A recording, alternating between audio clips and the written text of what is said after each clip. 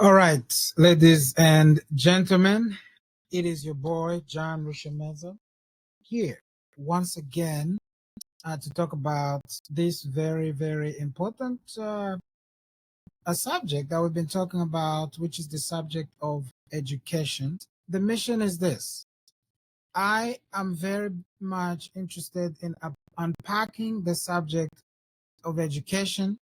I want to equip Christians to think biblically about education, because education is discipleship. So we have to think biblically and carefully about education or discipleship in the culture today. My desire with regards to education is to redeem, reform, and reclaim all education as a ministry of the family, first and foremost, and then the local church, because according to the Bible, according to 1 Timothy 3:15, the household of God, the local church, is the foundation and pillar of truth. So we should be educating the society. Society should not be educating our children. We should be educating their children. That's what God sent us to do in Matthew 28 when he said to go into the world to make disciples of all the nations. He meant for us to go and not only preach his good news, but to educate the people that we come across, to point them to the truth, which is Jesus Christ himself. So according to ResearchGate.net, 92% of conservative Protestant families, which includes evangelicals, 92% have their children in public school. A Pew Research based report reports that 83% of evangelical teens, 13 to 17, attend public schools.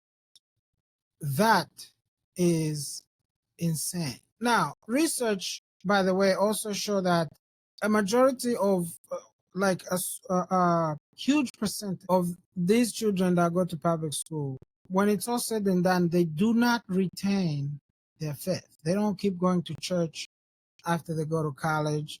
Many of them do not even identify as Christians soon after.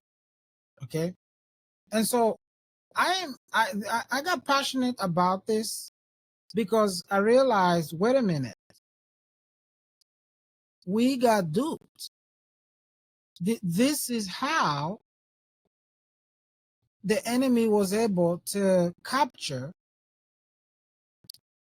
the culture. Okay, this is how the church got basically weakened. Is because we allowed the darkness, forces of darkness, to educate our children. Now, again, I'm very passionate about this. I think public school is poisonous. One of the reasons I think public school, I know public school is poisonous. And I'm going to show once and for all, out of their own mouth, why I believe they are poisonous.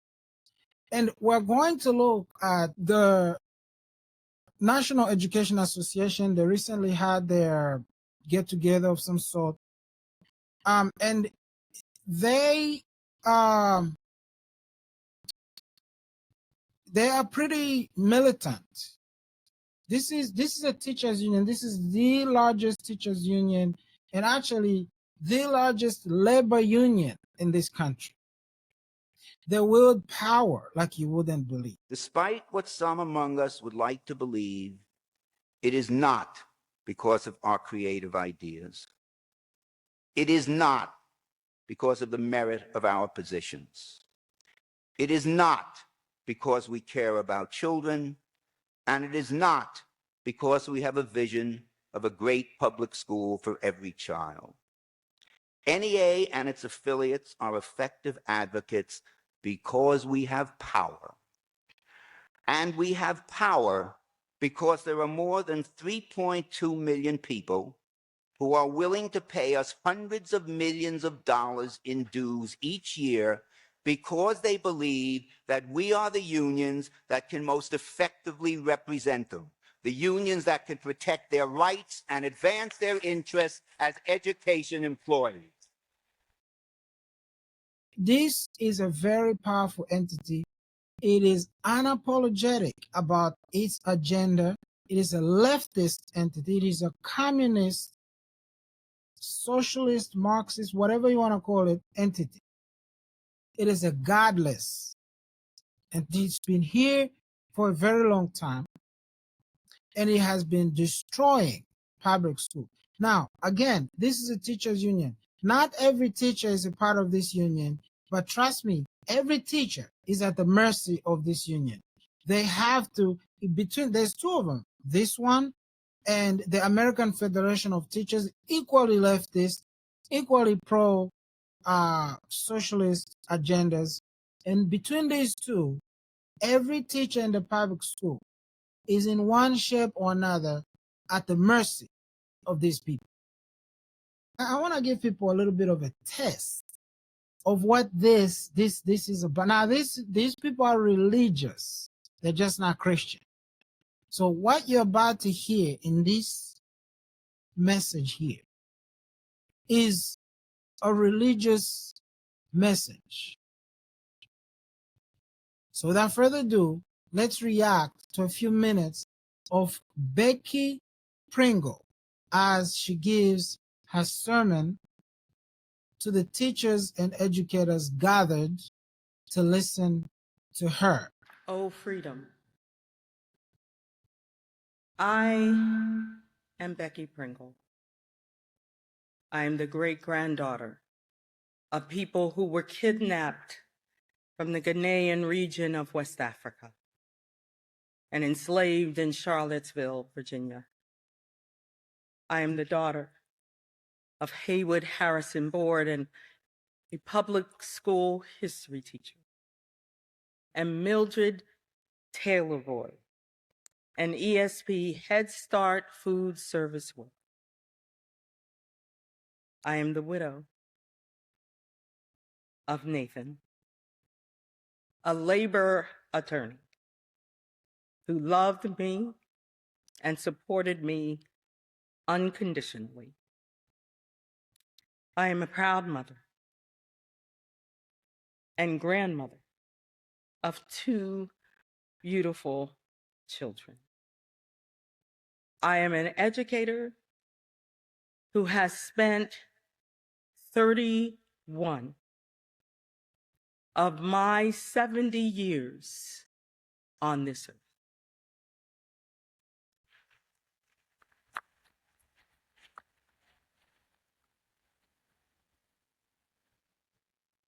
Those 31 years, I taught middle school students the wonders of science.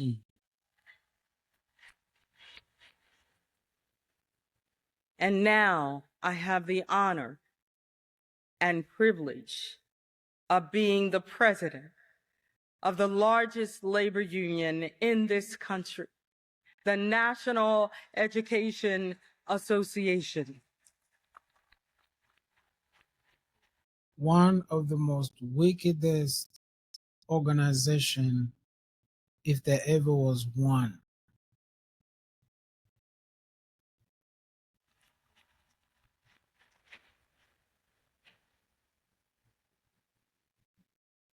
Oh, freedom. It goes. Oh, This is the worship song. This is a worship part oh, of the session. freedom over me. And before I'd be a slave, I'd be buried in my grave and go home. Oh, freedom is a Negro spiritual that my family choir sang in our annual concert at my church. During these long weeks, when our spirits have been saddened, our consciousness outraged, our realities rattled, that song kept stirring in my soul. I sang it out loud as the Supreme Court handed down its despicable decisions last week. As law, I just want to say this woman is clearly possessed, and you will realize that she's possessed by the way she keeps rolling her eyes. lawsuits we had won were challenged. Oh, freedom. I sang it while watching evil run rampant, while witnessing so much hurt and harm. But delegates, I also sing, oh, freedom, while watching millions rise up to say no. When decent people remind this nation of what is good and right and true, when morality carries the moment. Oh, freedom. It is a reminder, a clarion call for courage and determination, for the righteous indignation that must fuel our resistance and resolve. Now, before we continue, I just want to help those who might think, well, this woman sounds very reasonable. She even sounds like she's a Christian. She already said they sang the Negro spiritual at her church. This woman is co-opting language, Christian language, traditional American language, to spew poison. This woman is one of the most dangerous people in this country. And she is all but in charge of your children's education. That's who this woman is. This woman is evil. She represents an evil company. And here she is co-opting language to make you think that if you side with her, you are on the right side of history. This is why I'm passionate about Christians drawing the line and removing their children once and for all out of these godless government schools. You put your kids in the government school, you prop up the government school. This woman is only employed, and this organization only exists insofar as the government schools exists. That's how she gets paid. And so she wants your kids in the government schools. And she will do everything she can within her power to see to it that your kid is in the government school. And this is part of the plot. Listen up. We know well the obstacles we face, all of them designed to distract and divide and divert, as those in power blatantly and aggressively target immigrants, our Black, brown, indigenous communities, our AAPI and LGBTQ+ communities, and anyone who dares to demand the safety and humanity that should be the inheritance of us all. Those in power are trying to erase the truth of our history so our students are denied the full story of who we are. They want to silence all of the pain and all of the struggle, even in telling of the triumphs. Their narration is incomplete. They want to stop our students from looking inward to see their own dignity, or outward to a world filled with possibility and pride. NEA, none of this is normal. And it is not by accident. It is all despicably deliberate.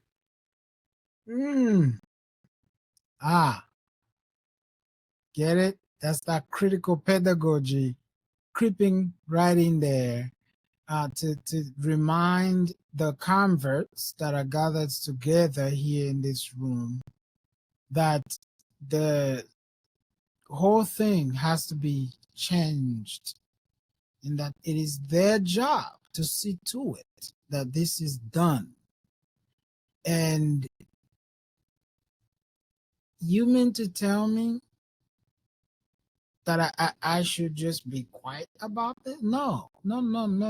These people must be opposed.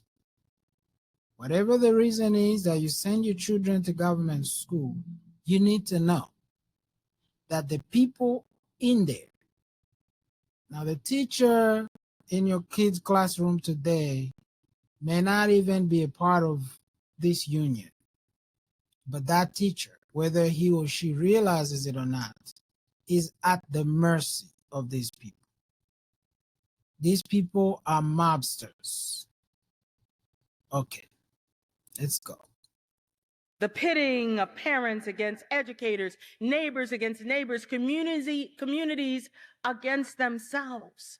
Scapegoating, othering, blaming instead of fixing the inequitable systems that are baked in the very soil of this nation.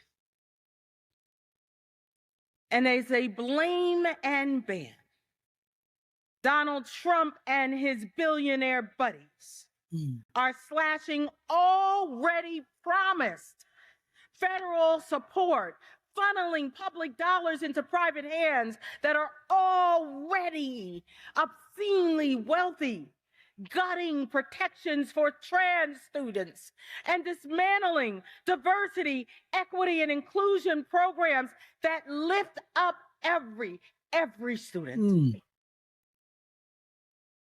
I hope you heard me say the words. You ready? Get ready. Diversity, equity, inclusion. Wait for it. We cannot allow this administration or anyone else reduce these three sacred values to a simple three-letter slur. Diversity, equity, and inclusion, these words, okay. These are sacred words. Get it?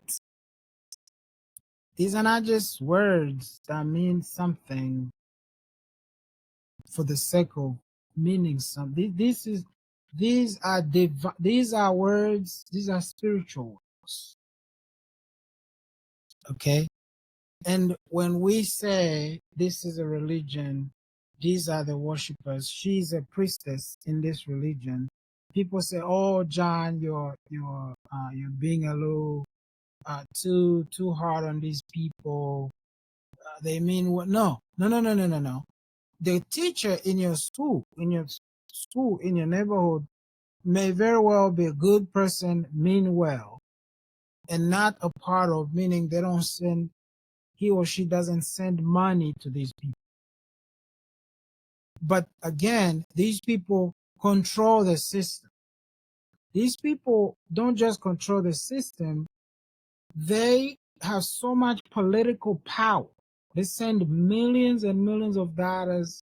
And again, I repeat, you do not go as a political candidate on the Democrat side, and in many cases, even on the Republican side, unless they allow you to go through. And she just said that DEI, diversity, equity, and inclusion, these are not just words. Diversity is our uniqueness and our strength. Equity means every student gets what they need when they need it in the way that serves them the best. Inclusion flourishes when all of our students are seen and valued and respected, that they all have access to opportunities and support. Delegates, we can.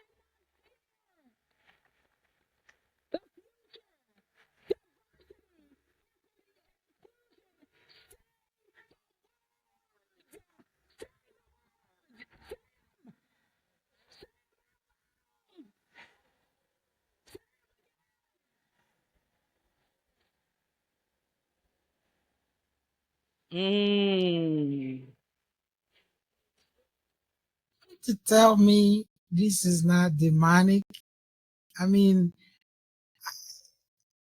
maybe I'm being extreme here, but I genuinely feel I've watched this video already. This is demonic. Now, if you know what needs to be known here, diversity, equity, and inclusion, these are deceptive words. These are deceptive concepts. This is a Marxist, neo-Marxist kind of words and philosophy. And it's all designed not for what it sounds like, but for something else. And she is making them recite those words in a way that seems to me to be like she believes this is actually, these words are transcendent, are divine, right? It's crazy. We're educators, so we know exactly why public education lies at the core of their attacks, because a free, universal public education that is grounded in teaching critical thinking is a Critical thinking. Just remember, not your traditional definition of critical thinking. Got it? Because a free, universal public education that is grounded in teaching critical thinking is a threat to authoritarianism. First of all, public school system is a threat to America and freedom as we know it. Public education with these people in charge. And by the way, public education was always going to go the way it has gone. This organization specifically has been in existence for at least 100 years. They have been controlling public school. John Dewey is known as a lifetime honorary president or something, one of those, of the NEA. The NEA is public school, government school. And the NEA only exists because government school exists. And as you can see, to them, government school is every bit a religious act as a Christian school or Christian homeschooling parent would see education as discipleship. They may not say it, but based on how she's acting, trust me, she's going to disciple your children into this wickedness. And look, I know a lot of people that watch me are already not putting their children, but I just wish someone would share this so that a person that is actually sending their children or planning to send their children to government school can see this. And this is not even the worst parts of it, because a lot of the things she can't say out loud. She already said enough to cause any thinking person to think twice about sending their children to government school. But what she's doing here and what she does behind the scene are two different things. And she's not alone. Again, this is the biggest labor union in the country. It's a teachers union, and they have millions of members. And so is the American Federation of Teachers. Between these two organizations, yeah, what do we know? Let's go back. Diversity, equity, and inclusion. Say the words. Say the words. The people didn't know what to say. Look at the guy. Look at the guy. I'm not. This guy right here. That's stupid. Oh, this woman, black woman, telling us what to do. We're educators, so we know exactly why public education lies at the core of their attacks. Because a free, universal public education that is grounded in teaching critical thinking is a threat to authoritarianism. But they're not being taught critical thinking. Excuse me, lady. They're not being taught critical thinking. They're being indoctrinated. They're not being. They're being deceived. They're not being taught to think critically. They're being taught what to think. And those of us who are fighting the public school system, we're saying no. Parents need to educate their own children. Christian parents specifically need to educate their own children to teach them how to think. And if children are taught how to think, of course they oppose this. They're not going down this road. So who's afraid? I think they're afraid because they oppose any kind of anything that will take the kids out of their hands. Now, I don't support school choice, of course, but I don't support school choice for different reasons than what they would have. But they would not support anything that I'm for, because I also want children taken out of their hands. So I'm already opposed to them. But again, they're not teaching children how to critically think. They are teaching children what to think. They can control what they believe, and then they can use those beliefs to manipulate reality and reason and manifest confusion and cruelty. This is gaslighting 101. That's why they want to dismantle and defund and privatize and voucherize public education. That's why they want to demoralize education professionals who have dedicated their lives to teaching and feeding and nurturing and counseling and driving our students every day. That's why. This is an intentional, coordinated campaign to strip away the very tools that challenge power, demand justice, and preserve democracy. So, is this what the kids are going to the schoolhouse to learn? To challenge power? You want them to teach your kid how to challenge? Now, remember, they're pro-trans ideology, they're pro-abortion, they're pro-open borders, they're pro-socialism and Marxism. So when she said challenge power, she's speaking from that worldview. Okay? Now, she just told you this is why public school exists, to teach your children. Abraham Lincoln is been attributed to have said that the philosophy of the classroom in one generation is going to be the philosophy in the government in the next generation, something along those lines. That's very true.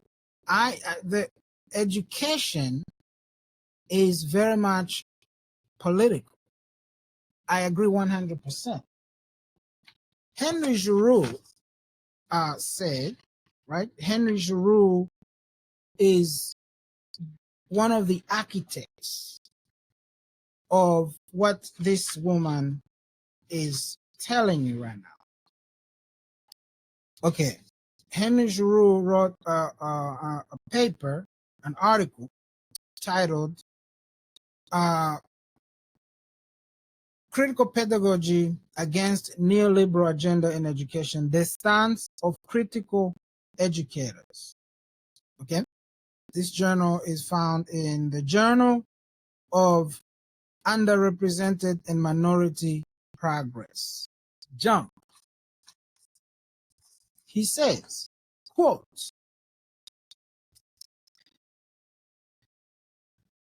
critical pedagogy in its symbolic and institutional forms has a vital role to play in fighting the resurgence of false renderings of history, white supremacy, religious fundamentalism, that's me, accelerating militarism, and ultra-nationalism. Okay? That's what critical pedagogy is for. He also believes that education as a form of cultural work extends far beyond the classroom and its pedagogical influences and is crucial to challenging and resisting the rise of fascist pedagogical formations and the rehabilitation of fascist principles and ideas. This is what our friend Henry Giroux said. Henry Giroux also said that critical pedagogy performs a theoretical function in its ongoing attempts to develop a political language and a pedagogical tools in which values, social responsibilities, and the institutions that support them become central to invigorating and fortifying a new era of civic imagination, a new sense of social agency, collective struggle, and an impassioned sense of civic courage and political will.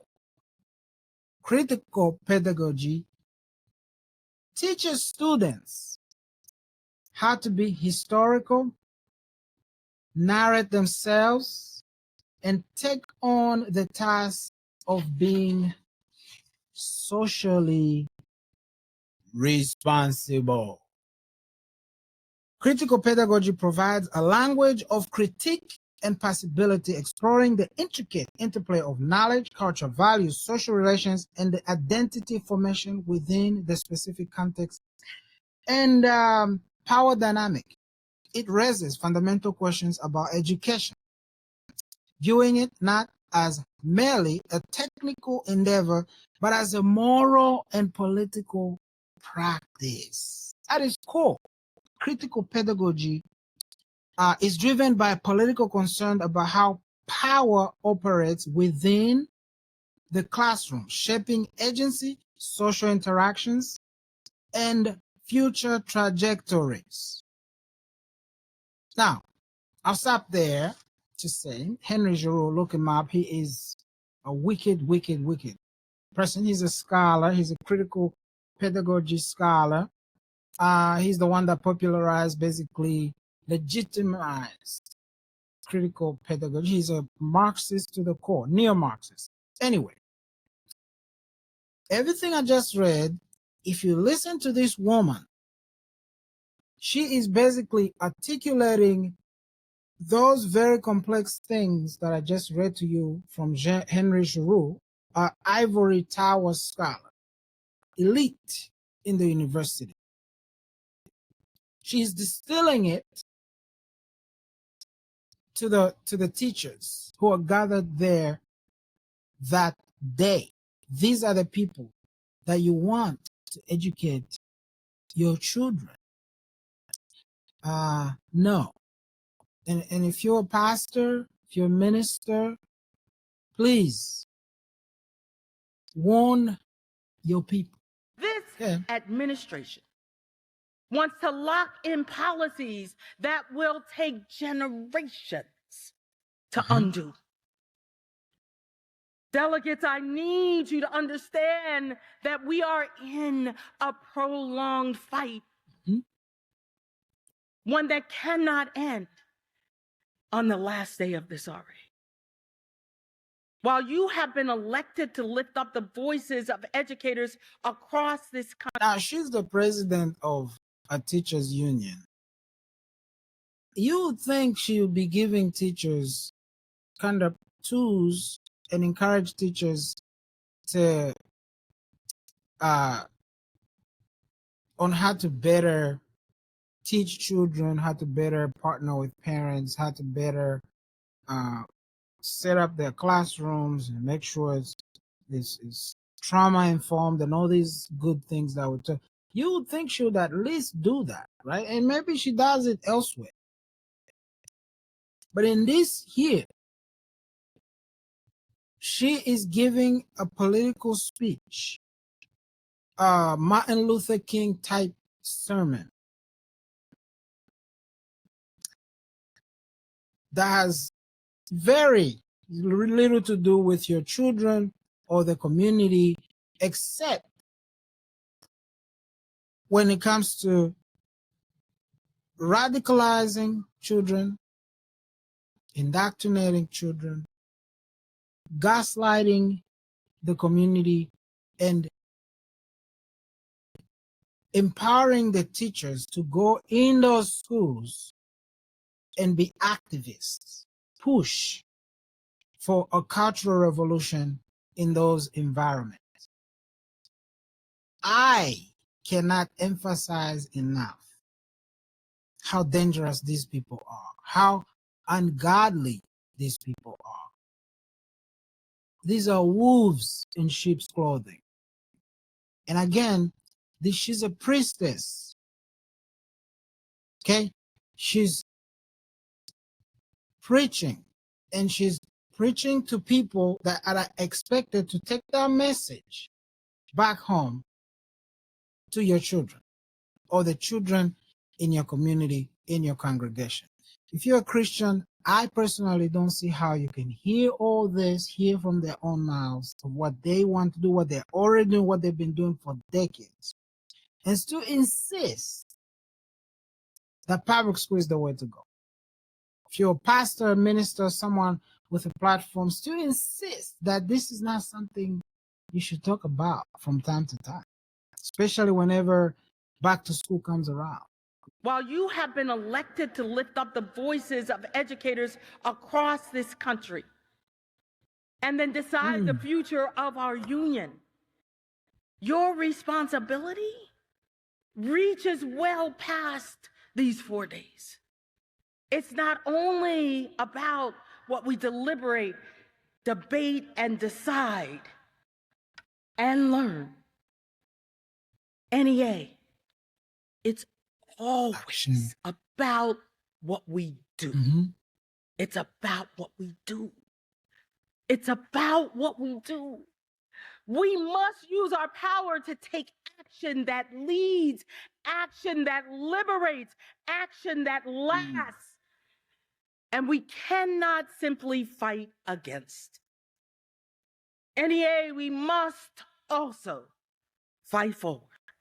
Together, we will inspire, motivate, prepare, and compel others to join our movement and take action. So that necessarily means, NEA, we got to organize. We got to organize for power. Yeah. Power to promote, protect, and strengthen. What?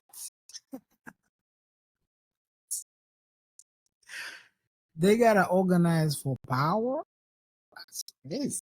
Are you kidding me? These are teachers. They are just here to help children know how to count and read. They don't need to organize for power. Why? Why?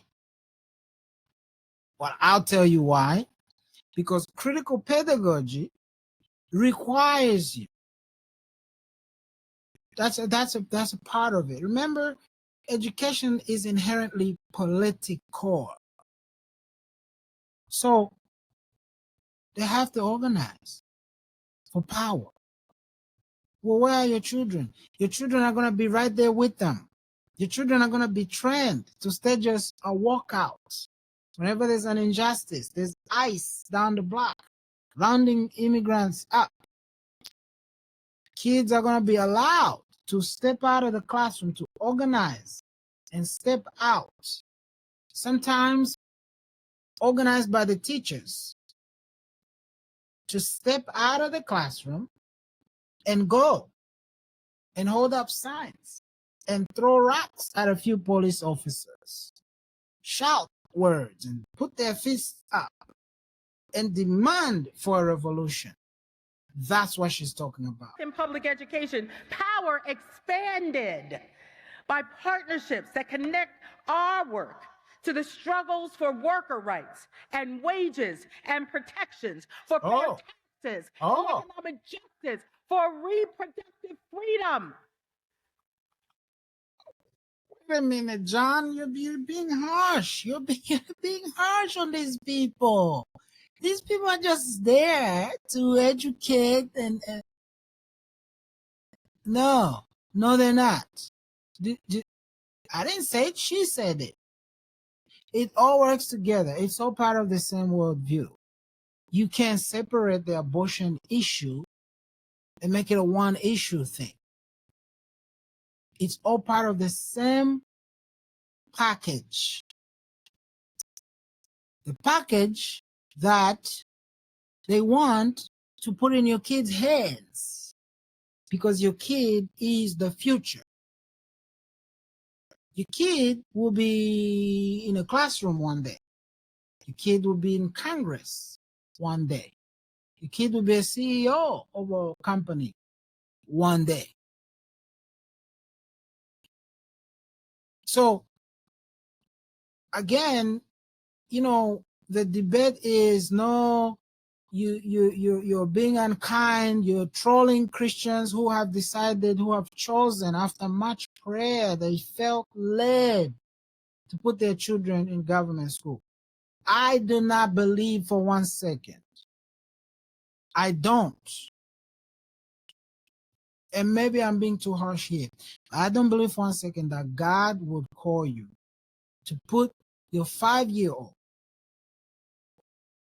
in the government school system. I just don't believe it. Your 6, 10-year-old, no. I don't believe people should put their kids in government school, period.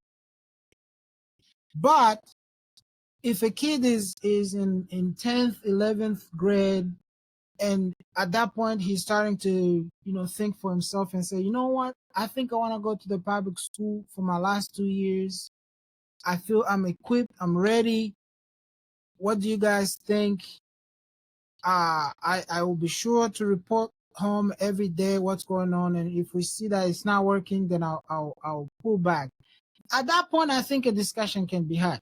But when they're very small, before the age of 12, 13, 0, I don't think so, and that's just me. Why? Because these people, the kid is impressionable. These people are looking for that. They don't care too much about high schooler, because when someone is in 10th, 11th grade, they've already formulated their worldview. They're already either on their side or opposed to them. These people are looking for very small children. You don't believe me? In the Mahmoud v. Taylor case, in Justice Alito's majority opinion, if the Mahmoud v. Taylor case, if you don't know it, is the case in which a school district, Montgomery County School District, decided that they were not going to allow parents to opt out of a class that was using LGBTQ favoring books, right? Books that were designed to indoctrinate children. Parents say, hey, we're going to opt our children out. The school district initially said yes, but then they said no. We want your children to hear this. So the case ended up in the Supreme Court. By the grace of God, the Supreme Court struck it down. But here is what the school district, here's how the school district went about deciding what books. Okay, this is according to the majority opinion of the court, again, by the man, the myth, the legend, Justice Samuel Alito. Okay, he says this, quote, as one email sent by MCPS, Montgomery County Public Schools principals, reflects, the board selected the books according to a critical selection repertoire that requires selectors to review potential texts and ask questions such as, ready for this? Quote, is heteronormativity reinforced or disrupted? Is cis normativity reinforced or disrupted? And are power hierarchies that uphold dominant culture reinforced or disrupted? Okay, now let's slow down for a little bit. Bear with me here. The school board of that community selects these specific books and whatever other books. These are the questions they're asking. They're not asking, is this a good story? Is this no. They're looking specifically through, again, the lens of critical pedagogy. Okay?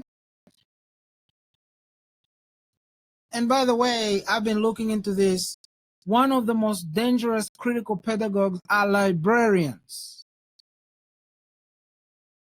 So whatever this critical selection repertoire is, I'm sure is librarians, or it's a term. In here they're saying they're using it to select books. Anyway, wicked stuff. But this particular repertoire, okay, requires the selectors, the people who are looking for the books they're going to use to teach children, and they're asking questions, is heteronormativity reinforced? Now, heteronormativity, just so we understand each other, is common sense. Men are men, women are women, men are not women, women are not men, men cannot become women, women cannot become men. This is heteronormativity. Okay, for us Christians, marriage is between one man and one woman for life. Sex is to be between men and women married within a marriage covenant. And that's it. And sex is for primarily to procreate, but also for the enjoyment and the coming together and oneness between husband and wife.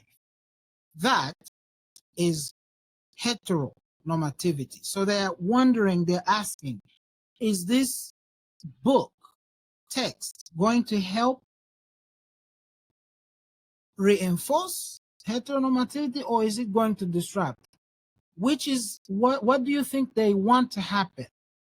They want to disrupt it, because LGBTQ plus stuff is not normal, is not traditional way of understanding or traditional Christian way of understanding sexuality, what the Bible says.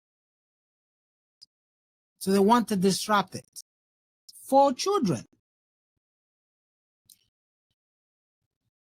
Same thing with cis normativity, same idea. Is it being disrupted?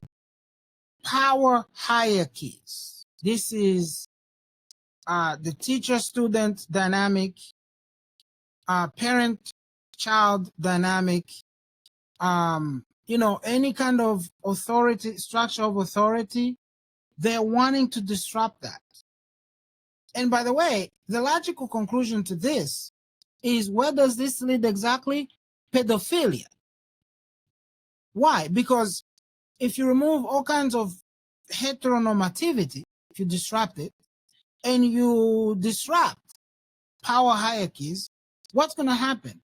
You're going to create a world in which a child, a 5-10-year-old child, is put in power, in a place of power, to decide what he or she wants.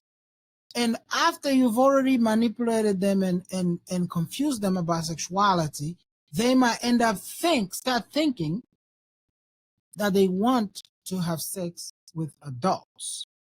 And if they choose to want to have sex with adults, that's their business. Why? Because we've disrupted any kind of normativity and power hierarchies. Okay? Okay. Now, the Chief Justice continues. In accordance with this repertoire and other criteria, the board eventually selected 13 LGBT plus inclusive texts for use in the English and language arts curriculum. You ready for this? From pre-K through 12th grade. Okay. Pre-K, right? Very small children. At issue in this lawsuit, in this case that came before them, are the 5 LGBT plus inclusive storybooks that are approved for students in, ready for this? Kindergarten through 5th grade. In other words, the Chief Justice says, for children who are generally between 5 and 11 years old. Okay? Thank God for the Supreme Court. Pringle here, is against Donald Trump. The Supreme Court is the way it is today because of Donald Trump. With all of his faults, he has many. But the Supreme Court is the way it is today, and was able to decide to send this demonic stuff to hell right where it came from, because they're conservatives. Imagine when the day will come, one day, if this continues, where you have a liberal Supreme Court. Okay? Yes, they want the small children, whether you want to believe it or not. She wants the small children. And you keep sending them to them, well, guess what? I can support that. God has given me the mandate to shout from the rooftops. Sometimes it feels like nobody's listening, but it is what it is. Since January, NEA has filed multiple lawsuits and joined many allies in so many more. In just these few months, there have been hundreds of other lawsuits spanning the spectrum of this fight. From diversity, equity, inclusion, public education, funding, and support, the closure of the Department of Education, we work to protect collective bargaining rights, the right to strike, the right to engage in union advocacy. We stood up for disability rights and the rights of students and educators and immigrants, the LGBTQ plus community, especially our trans community. Why did she say that? Especially constitutional rights to voting and speech and assembly. Because that's the next phase. Every time we have to jam that through. Policy, we will use every legal tool to challenge. everyone. And NEA can't stop there. We must legislate from school board meetings to state houses and the halls of Congress. We will continue to call for laws that provide what's best for our students. Together, we will continue to demand for educators the dignity, respect, and fair pay that every professional deserves. We will create and support measures that invest in public schools. That's why we are not done fighting against the impact of the big, terrible, horrible, no good, very bad bill that just passed Congress. We won't stop because we know that bill will allow taxpayer dollars to fund private schools that are allowed to handpick their students and discriminate. This is a bill that you know will slash Medicaid, which almost a majority of our students depend on for their health care. And we know this bill will have more of our students coming to our schoolhouse doors, hungry because they've taken away school meals. What? But as I said before, right now, behind this stage, we are tallying the votes and we are taking names. And November 2026, we will hold this Congress accountable. We will hold them accountable. And that leads to our seventh verb. We will elect. We will elect. We must have leaders who believe in fully funded public education and know the value of unions that fight for it. Leaders who will stand up with us in this battle for racial and social justice. Leaders who know educators deserve the freedom to teach and our students deserve the freedom to learn. NEA, we are not simply reacting to a moment. And that's a threat. We are building a strong, sustainable movement. A movement of strong educator leaders who themselves run for office and win.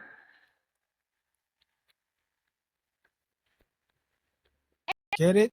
They will elect leaders who will keep them in business.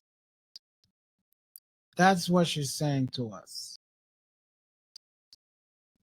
She sees her job as essential and the NEA as necessary. And of course she does. She's the president. And so they fight to keep themselves alive. And school choice and people like me and the people that I talk to, we pose a threat to her and her colleagues' bottom line. So she's going to fight to put someone in there who will see to it that the kids stay in the government school and that they will be able to continue to perpetuate this wickedness that they've been perpetuating all along. Educate, communicate, organize, mobilize, litigate, legislate, elect. NEA, I need you to remember those verbs, action words. Then I ask that you decide every day what you will do, which actions you will take. Use your power to fuel our resistance and resolve, our righteous indignation, and our renaissance.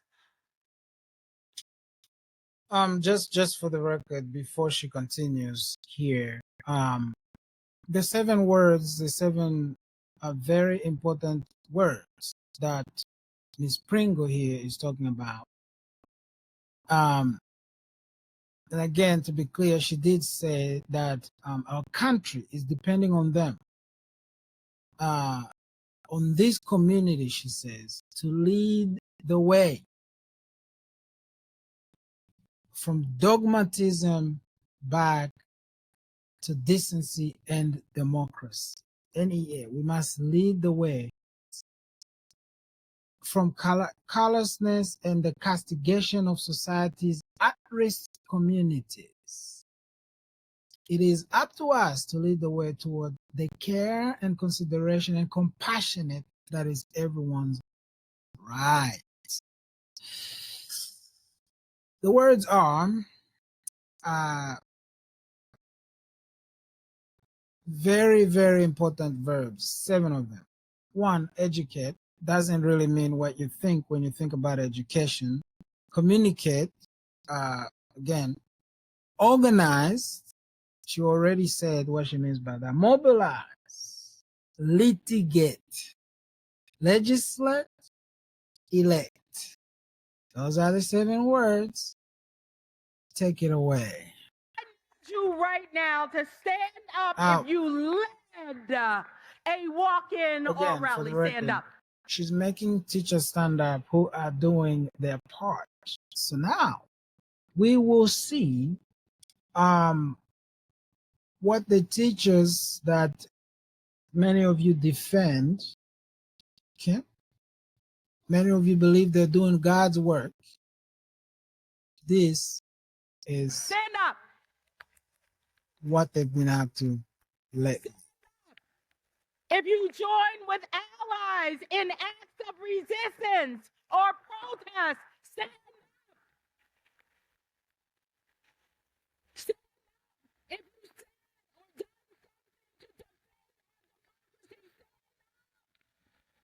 These people that are standing up, they led most likely fellow teachers and students out to go and protest.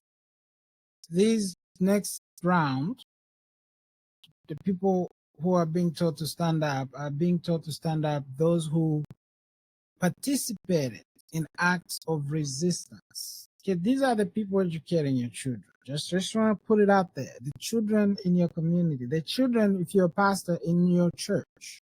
protest. Okay? This is it. By the time she's said and done, everyone's going to be standing up.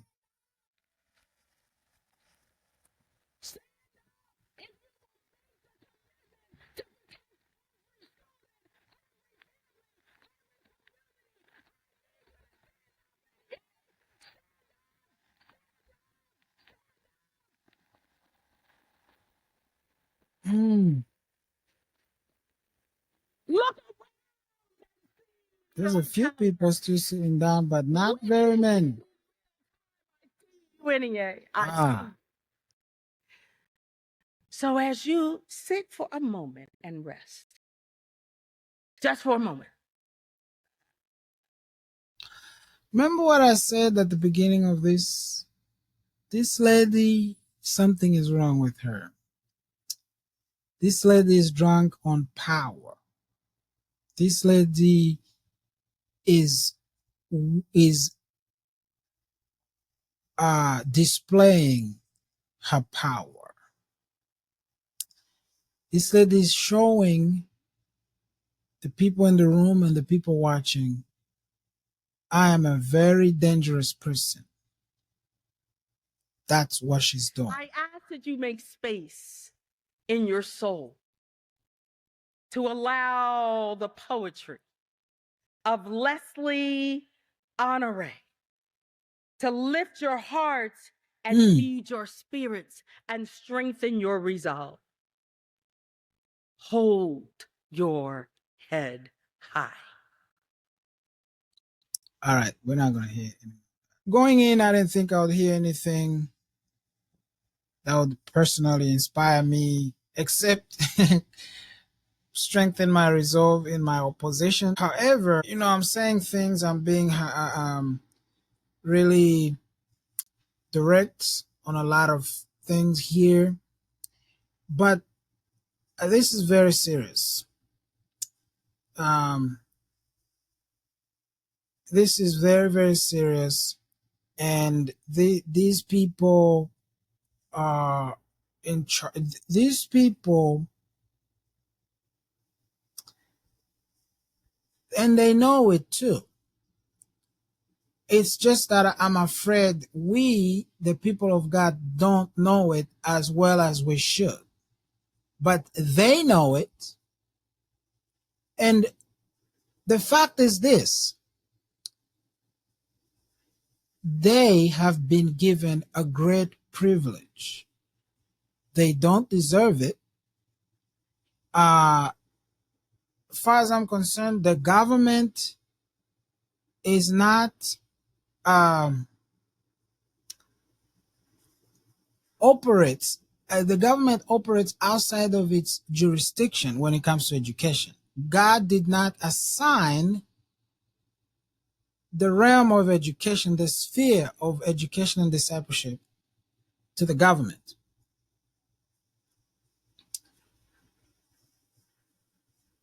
The church and the family educates.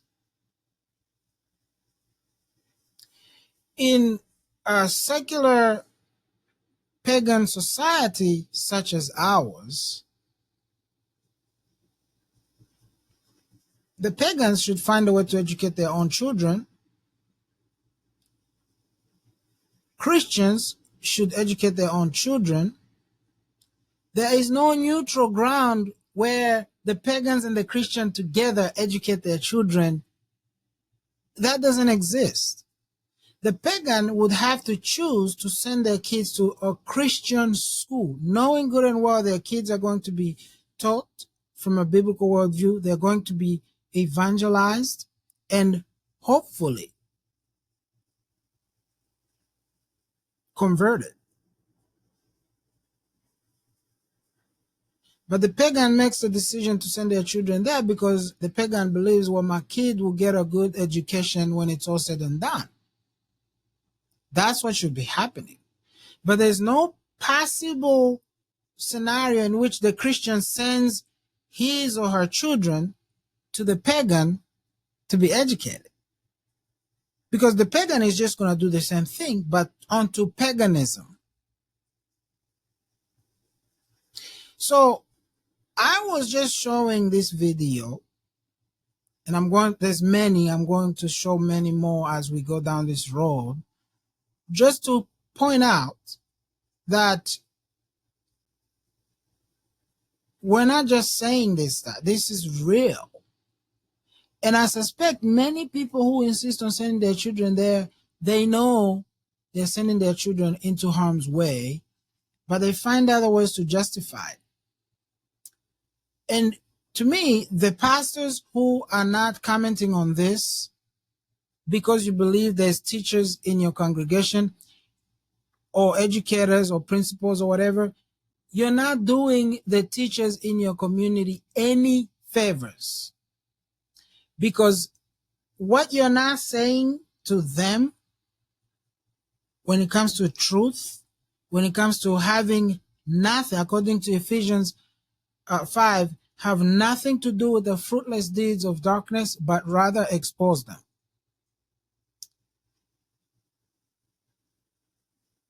This lady is preaching to them a message.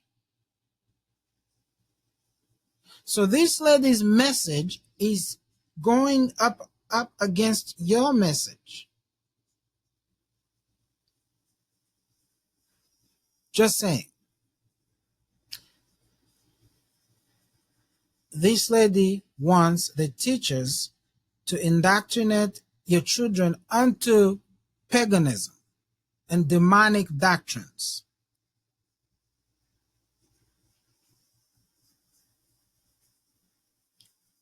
I'm pretty sure the average pastor, evangelical, conservative pastor, does not want that. So this should be communicated regularly, because the kids are the next generation, and the parents, many of them don't know what to think. And if it's not talked about by the people they trust the most, well, then maybe it's not that big of a deal. This is what happens on every issue. The most trusted person in most communities is the pastor.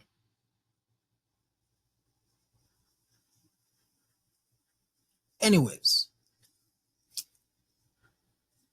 the message is out there. My heart is pure when it comes to this. I believe within my heart that Christians must do different.